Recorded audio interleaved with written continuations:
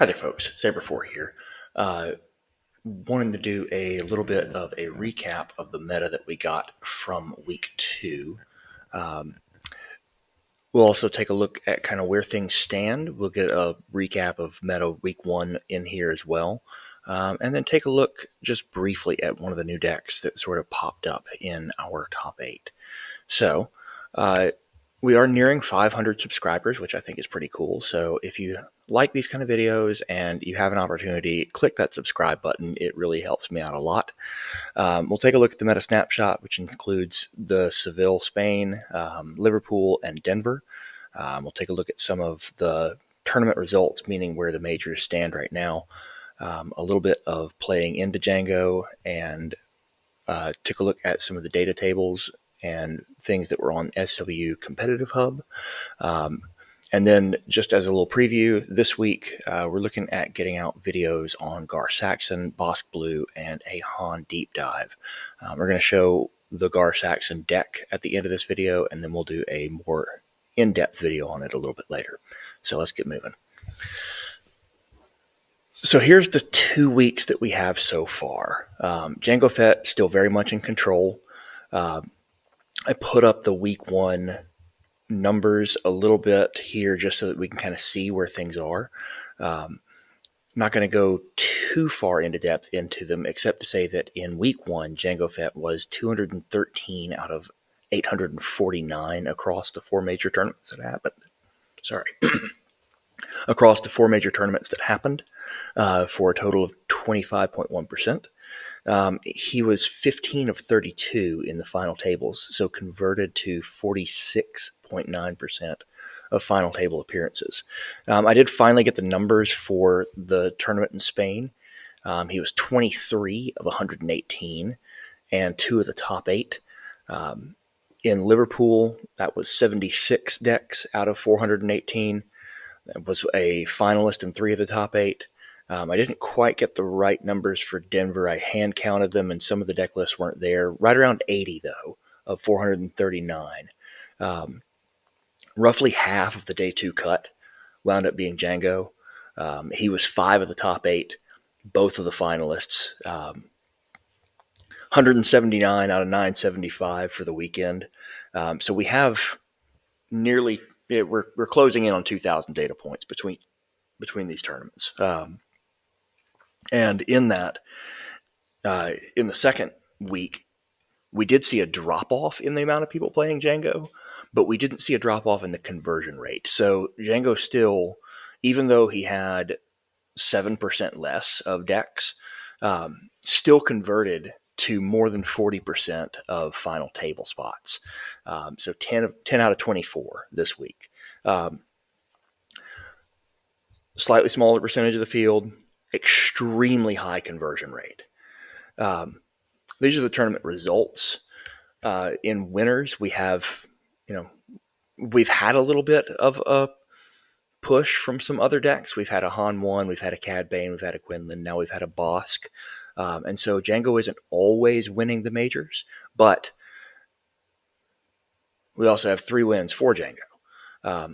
As far as leaders in the top 8 go, 44% are Django. As far as wins go, 42% are Django. So he's converting those top 8 finishes into wins on rate. All these other leaders, yeah, they're sometimes breaking through, but they're not necessarily breaking through to the very top. 20 to 25% of all decks, and converting nearly 2 to 1 over its population. And so, you're still having a big problem with this in the meta, in that this is simply the best deck. And, you can go in and tech to beat it, and you can go in and do some work and be in somewhat favorable matchups with Django, but they're not cleanly favorable matchups with him. And we'll talk about that one in just a second. Looked at the data from SW Competitive Hub, and a big shout out to Ian, who does a lot of cool stuff with those tables. Really interesting stuff here. The data tables are based on games played. And if you're going in and clicking through and reading it, white is a neutral matchup. and you'll see a column, a string across the column, which is the matchup versus the same thing. So Django's 50% into Django, and Quinlan is 50% into Quinlan. That's that's just kind of the way things work. The deeper green that you get, the better the matchup is. The deeper red, the worse the matchup is. And then gray boxes don't really have, they'll still have data in them, but they don't really have enough data to get a really reliable say on what's going on. The worst matches for Django Fett so far have been Cad Bane green, which I think is a little bit of an outlier. I think he's probably a little bit worse into blue, but that's just kind of, it was a smaller data set. In a smaller data set. Bossk blue was a pretty bad one for him. And then Gar Saxon yellow, which is what we're going to look at later on, has really given Django some fits. However, a lot of the other things that are strong decks and well played and represent themselves well against a wide field, Django's very good against. So Boba Fett 4, Admiral Piet, Cad Bane red, and Han green, Django just tears to pieces. And so I encourage you to go into their data and take a look if you are really looking at wanting to understand metagaming. I know that we are going to get some announcements from FFG tomorrow. So this is being recorded on the 8th, and we're expected to get an update on their competitive stuff on the 9th. But I encourage you to take a look into that and kind of see what your weakest decks are so that you have good plans for them. But this is they put some really good data up, and it's worth taking a look at. This is the deck that finished in Liverpool. So this is Tristan Gauntly's deck. And we'll take a bigger video on this, but I just wanted to kind of show you what this Gar Saxon deck is and what it's doing. A couple of things that we'll note here. Like I said, we'll do a bigger video on it later. Gar Saxon allows anything that is upgraded to be an extra +1/+0. And so you're not locked into yellow with Gar Saxon, but he is the most efficient color because that's where the other shielded units are. And so that allows you to use units that come out with a shield on them, gain the +1/+0 without you doing anything special. Director Krennic is in here, which is a great call because it allows you to do things like play Greedo for free or play the Zygerian Starhopper for 1. It also is just a nice tempo play because he's, by adding that to it, you're creating another 2/2 shielded that's effectively a 3/2 shielded in this deck.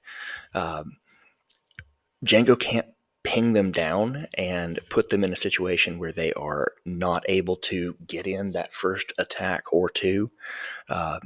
He's got to use a lot of turns and a lot of actions to stop that from attacking. You do have some good tempo in here because things like Snapshot reflexes and your Hotshot Blaster allow you to play that on a unit and then immediately attack with it.